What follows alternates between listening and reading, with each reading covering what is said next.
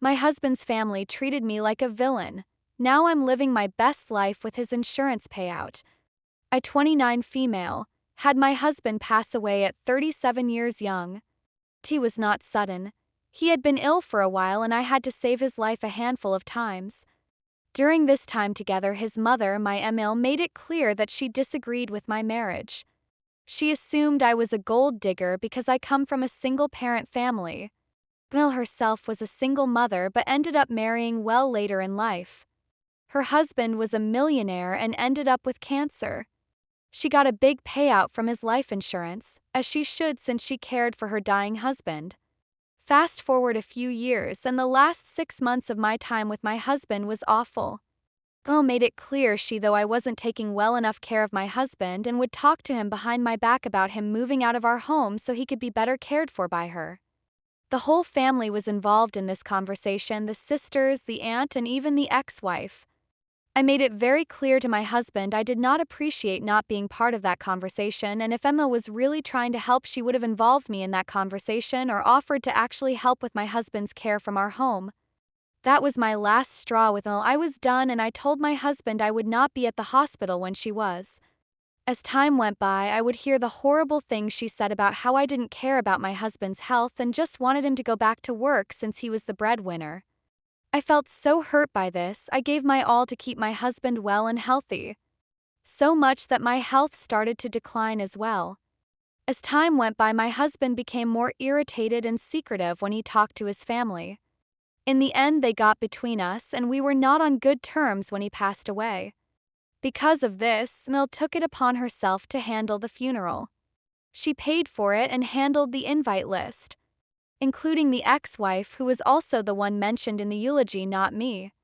She got all the important information from me to close up his accounts, and when she was done using me, or so she thought, she decided to send a quick little text that she knew would keep me from the funeral. "What do you know about this car that is in your husband's name? Looks like he gave it to a woman named Haley." My whole heart shattered at that moment. I could not believe this is how she would tell me he was cheating on me. The whole time I was trying to keep him alive, and he was buying cars for his married co-worker who just had a baby. This man started fights over groceries with me while he was sending money to a mistress. The love of my life passed away, and now I had to deal with the pain of an affair as well.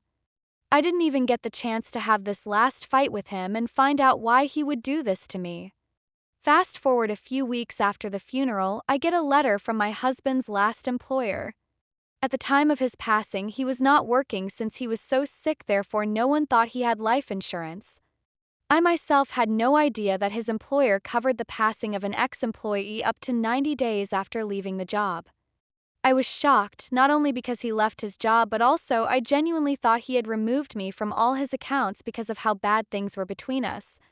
Divorce was being considered, and with how sick he was, I was sure his mother had told him to start removing me before he passed. Anywho, I cashed a big fat check, and when the email started calling looking for the money for the funeral, I hit the block button. I gave the security at my job my MIL's vehicle information/picture and told them she was stalking me and to escort her off the property if she ever came by. I worked at a big important tech company at the time, so security is tight, and happy to comply without asking too many questions. I used that check to help me quit my job, relax for about 8 months, and heal from the horrible trauma that was caused by keeping my husband alive, being cheated on while keeping him alive, and the monster mill I got stuck with. So after all this, I don't think I'm the asshole. In the words of Taylor Swift, I think karma is a cat on my lap purring because it likes me. Now I'm in a brand new career, I'm healing every day, and am noticing a lot of irregularities with their side of the story. I was a wife who took care of her sick husband, kept the house together, and worked full-time or had savings to keep paying my own things. The man had a lot of nerve to cheat on me and talk shit on me to his mommy, but in a way he helped me let go. His passing hurts my heart and soul, but also the affair helps me move past the pain and remember I'm still young, my true love is out there. This was something that pretended to be true love, but it clearly was not. At least in my eyes, now I know true love doesn't give you this much trauma. Related comments. First blush and by title alone, I was ready to give you hell. But you know what? No way.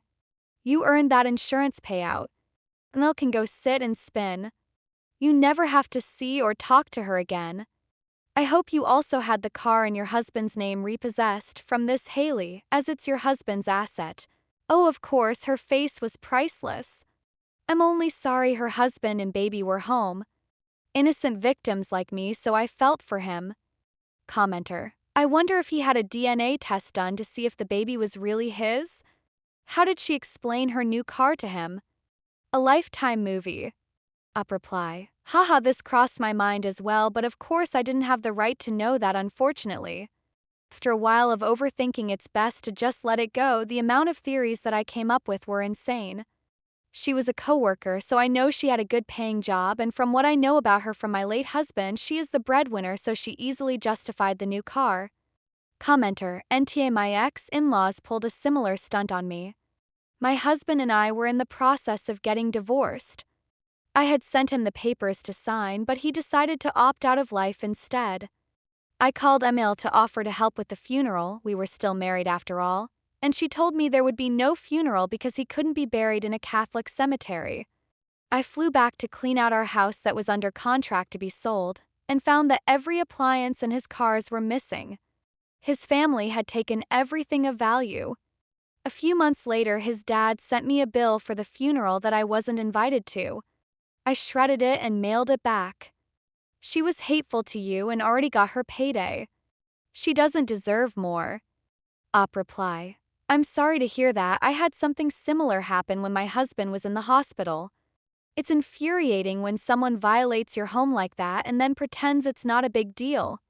I hope you're doing better and you find happiness. Commenter. It's just me that is suspicious of this story. OP was a single mother, married to another man than her child's father, for plus more years, widowed for plus more years again, and is only 29? All with a big, important paying job at the time his cheating husband died. It's not impossible a teen single mother to keep studying and manage to do goog in life, but it isn't that normal, is it? Dunno, all this story seems to me a big mix of big misfortunes and big lucks all put together. A little like a K-drama story, Op reply. That's another way to look at it, I guess. Luckily, no, I am not a single mother. That would be so much harder with kids.